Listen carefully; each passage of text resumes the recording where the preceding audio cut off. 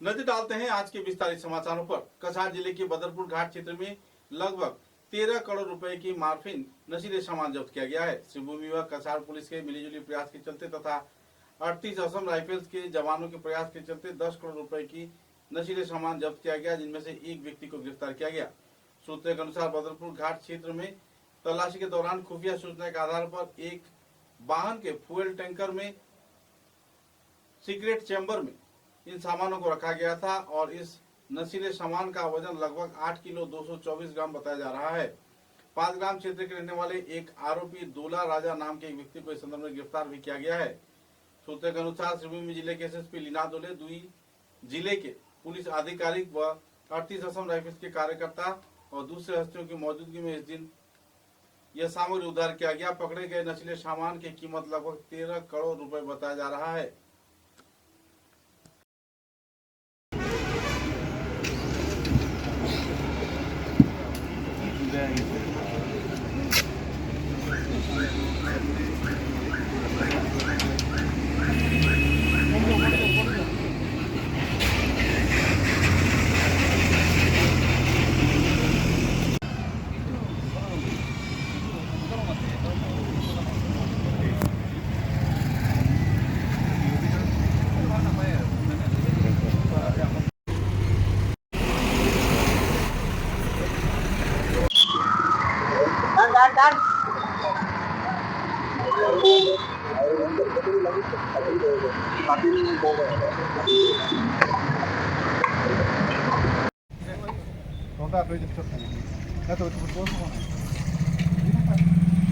Police ইউনিফর্মত দুজনমান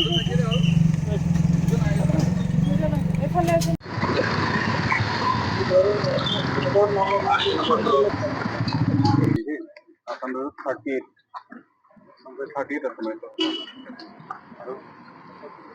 আজি এটা যুটীয়াভাৱে অপাৰেশ্যন এটা হৈছিলে এগেইনষ্ট ড্ৰাগছ।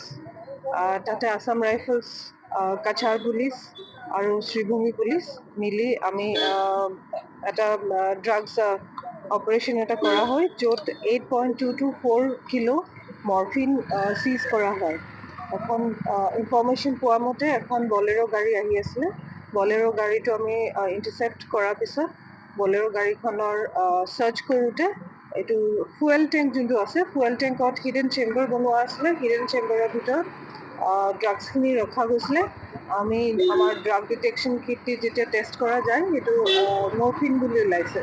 এইটো মাৰ্কেটত, ব্লেক মাৰ্কেটত ইয়াৰ মানে কষ্ট প্ৰায় 13 কোটি টকা হ'ব। আৰু এজন আসামী ধৰা হৈছে দোলা ৰাজা বুলি, তেওঁ 5 গ্ৰামৰ হয়। আৰু এই কেছটোত গোটেইখিনি ফৰৱাৰ্ড আৰু বেকৱাৰ্ড লিংক আমি ওলাবলৈ আমি চেষ্টা কৰিম।